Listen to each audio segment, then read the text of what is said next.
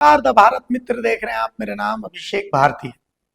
आज से 2 दिन पहले, लगभग 48 घंटे पहले, एक खबर उठी कि 30 तारीख को झारखंड के डीजीपी अनुराग गुप्ता हटा दिए जाएंगे। केंद्र सरकार ने आदेश दे दिया है कि अनुराग गुप्ता को हटा दिया जाए। हमने खंडन किया आज से 48 घंटे पहले कि ऐसा हो ही नहीं सकता। केंद्र सरकार के पास ये अधिकार ही नहीं है। फिलहाल इस शब्द का प्रयोग किया था हमने कि केंद्र सरकार के पास फिलहाल वो अधिकार ही नहीं है कि झारखंड के डीजीपी को वो उनके पद से हटा सके।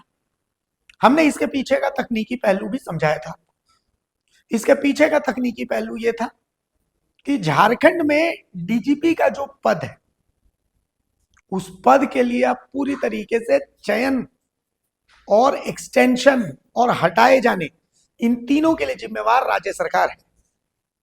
राज्य सरकार कैसे है, इसको आपको समझना पड़ेगा। पहले इस पंगे को समझिए कि डीजीपी का पंगा है कैसे। आप याद कीजिए कि जब हेमंत सोरेन मुख्यमंत्री बने थे पहली बार, यानी पहली बार मतलब पिछले कार्यकाल की बात कर रहा हूं, तो उस समय एमवी राव को डीजीपी बनाया गया था। एमवी राव जब डीजीपी बने तो उनको पूर्णकालिक डीजीपी की जगह प्रभारी डीजीपी रखा गया। इसलिए क्योंकि यूपीएससी के अनुशंसा के हिसाब से वो डीजीपी नहीं थे, इसीलिए उनको प्रभारी डीजीपी बनाया गया था। एमवी राव की प्रभारी डीजीपी पर नियुक्ति को लेकर के एक याचिका सुप्रीम कोर्ट भी पहुंची थी। उसके बाद बहुत सारे नाटकीय घटनाक्रम घटे और फिर एमवी राव रिटायर हो गए। एमवी राव जब प्रभारी डीजीपी से हटाया, रिटायरमेंट के बाद उनको एक्सटेंशन नहीं दिया गया, कुछ खटपट भी हुई। उसके बाद नीरज सिन्हा झारखंड के डीजीपी बने। नीरज सिन्हा डीजीपी बने, फिर नीरज सिन्हा रिटायर हुए। नीरज सिन्हा के रिटायरमेंट के बाद अजय कुमार सिंह झारखंड के डीजीपी बने, लेकिन अजय कुमार सिंह को उनके बीच के कार्यकाल में ही हटा करके और अनुराग गुप्ता को डीजीपी बनाया गया, प्रभारी डीजीपी बनाया गया था। अनुराग गुप्ता जब डीजीपी बने, उसके बाद प्रभारी डीजीपी जब बने, तो उसके बाद डीजीपी की नियुक्ति को लेकर के बहुत पछड़ा चल रहा था। जैसे केंद्र और राज्य के बीच जो नियम, अधिकार, ये तमाम चीजें हैं, तो इसकी लड़ाई के बीच डीजीपी का जो पद होता है वो फंस रहा था।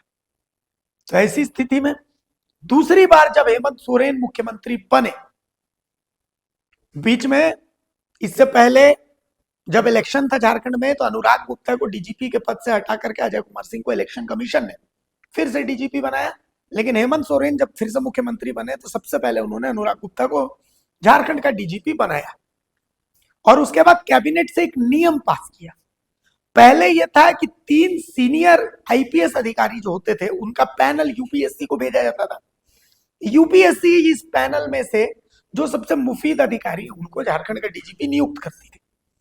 लेकिन हेमंत सोरेन जब मुख्यमंत्री बने तो उन्होंने कैबिनेट से एक नियम पास किया कि अब यूपीएससी को पैनल नहीं भेजा जाएगा, बल्कि राज्य का एक पैनल होगा।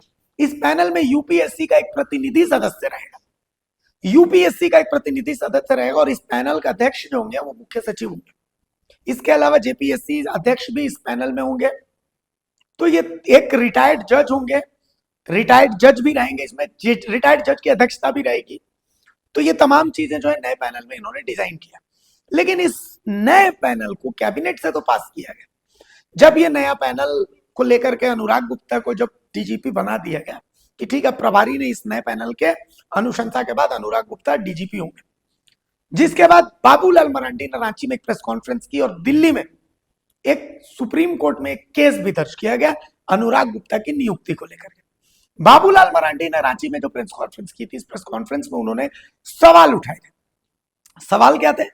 सवाल ये थे कि जो डीजीपी की नियुक्ति को लेकर के नियमावली बनी है, वो नियमावली वैलिड ही नहीं। उस नियमावली को विधानसभा से पास करवा करके लाना था, लेकिन विधानसभा से उसको पास नहीं करवाया गया, पहली चीज। दूसरी चीज, उस समय जेपीएससी का कोई अध्यक्ष था नहीं, जेपीएससी अध्यक्ष पद खाली था। तो ऐसे में अनुराग गुप्ता की नियुक्ति कैसे हुई? क्योंकि सदस्य तो उसमें एक प्रतिनियुक्त सदस्य जो होंगे, जो पैनल है, उसमें जेपीएससी अध्यक्ष का भी जगह थी। तो ऐसी स्थिति में आखिर अनुराग गुप्ता की नियुक्ति कैसे हुई? ये तमाम पॉइंट्स बाबूलाल मरांडी ने उठाए थे। अब अनुराग गुप्ता जो डीजीपी है, इनको भी आपको समझना पड़ेगा। असल में मैं आपको एक बात बताऊं, किसी को भी अगर मोटिवेशन की जरूरत है तो उनको अनुराग गुप्ता पढ़ना चाहिए।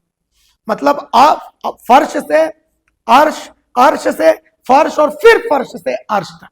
बुरे दिन क्या होते हैं, बहुत बुरे दिन क्या होते हैं, अच्छे दिन क्या होते हैं, बहुत अच्छे दिन क्या होते हैं, ये तमाम चीजें अनुराग गुप्ता के जीवन से आपको देखने को मिलती है। रघुवर दास मुख्यमंत्री थे झारखंड के और झारखंड में राज्यसभा का चुनाव हो रहा था। हॉर्स ट्रेडिंग का आरोप लगा था और उस हॉर्स ट्रेडिंग के लिए रघुवर दास या बीजेपी के लिए उस समय हॉर्स ट्रेडिंग करने का, चूंकि उस समय आईजी थे अनुराग गुप्ता, तो हॉर्स ट्रेडिंग करने का आरोप लगा था अनुराग गुप्ता पर और बाकायदा सीडी वगैरह तमाम चीजें जारी हुई थी। यहां तक कि हेमंत सोरेन जब मुख्यमंत्री बने तब अनुराग गुप्ता को निलंबित भी किया गया था और अनुराग गुप्ता को झारखंड छोड़ने को मजबूर भी होना पड़ा था। लेकिन फिर अनुराग गुप्ता की वापसी हुई। जो अनुराग गुप्ता कभी बीजेपी के बहुत करीबी हुआ करते थे, आज हेमंत सोरेन के बहुत करीबी। हेमंत सोरेन को जेल से बाहर निकालने से लेकर के हेमंत सोरेन को आज शक्ति का केंद्र बनाने तक कहीं ना कहीं एक बहुत बड़ा दिमाग अनुराग गुप्ता का है। और उससे भी इंपॉर्टेंट बात, अनुराग गुप्ता ने कुछ चीजें जो है, आप उनका जो कार्यकाल, उस कार्यकाल को लेकर के आप पसंद भी कर सकते हैं, सवाल भी खड़े कर सकते हैं। जैसे अब जेएसएससी को लेकर के अनुराग गुप्ता की कार्यशैली को लेकर के सवाल खड़े हुए, लेकिन नक्सलवाद को लेकर के अनुराग गुप्ता का कार्यशैली बहुत जबरदस्त रही है। कानून व्यवस्था को लेकर के अनुराग गुप्ता की कार्यशैली बहुत जबरदस्त रही है। एक ऐसे डीजीपी हैं जिनसे आप एक आम आदमी के तर्ज पर भी जाकर के मिल सकते हैं। अमूमन झारखंड में ऐसे डीजीपी हुए नहीं। खैर बहरहाल हम मुद्दे पर आते हैं, अब मुद्दे पर बात होगी। तो अब मामला चूंकि सुप्रीम कोर्ट के अधीन है कि अनुराग गुप्ता की नियुक्ति सही है नहीं है, तो ऐसे में गृह मंत्रालय अनुशंसा कर सकता है, रिक्वेस्ट कर सकता है कि अनुराग गुप्ता को एक्सटेंशन आप ना दें। लेकिन राज्य सरकार की तरफ से गृह मंत्रालय को जवाब दिया गया है कि चूंकि ये मामला सुप्रीम कोर्ट में अभी विचारणीय है, तो ऐसी स्थिति में अनुराग गुप्ता को एक्सटेंशन देने ना देने को लेकर के हम फैसला नहीं कर सकते। और अनुराग गुप्ता को जब डीजीपी नियुक्त किया गया था, प्रभारी नहीं डीजीपी नियुक्त किया गया था, तो उनका कार्यकाल जून 2026 तक उनका कार्यकाल है। हालांकि कल यानी 30 तारीख को रिटायर भले हो गए, लेकिन केंद्र राज्य सरकार की तरफ से उनको एक्सटेंशन दे दिया गया। हमने 48 घंटे पहले ये बात कही थी कि आपको 1 अप्रैल को भी, 1 मई को भी अनुराग गुप्ता ही झारखंड के डीजीपी दिखेंगे। हालांकि हमारी बातों पर हमने बहुत सारे कमेंट्स देखे, बहुत सारे लोगों ने हमें कहा कि नहीं ये तो केंद्र का अधिकार है, आपको जानकारी नहीं है। कुछ लोगों ने कहा अरे पढ़ लो, कुछ लोगों ने कहा कि तुम लोग कुछ भी बोलते हो। लेकिन हम द भारत मित्र हैं, हम वही बोलते हैं जो धरातल पर दिखता है। और धरातल पर यही दिख रहा है कि अभी केंद्र सरकार की पावर जो है, लिमिटेशंस जो है, वो एक डीजीपी को हटाने की नहीं है। झारखंड में जो कैबिनेट का प्रस्ताव है जिसके तहत डीजीपी अनुराग गुप्ता की नियुक्ति है, तो केंद्र सरकार भले अनुशंसा कर सकता है।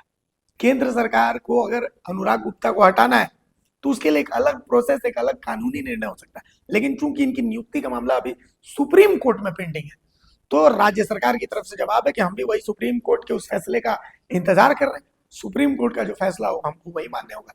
लेकिन एक बात तय है, फिलहाल अनुराग गुप्ता ही झारखंड के डीजीपी रहेंगे। अगर खबर पसंद आए तो आप QR स्कैन कर दें हमारा साथ। आपका एक छोटा आर्थिक सहयोग है हमारा बड़ा हौसला। द भारत मित्र, बुलंद भारत की बुलंद तस्वीर।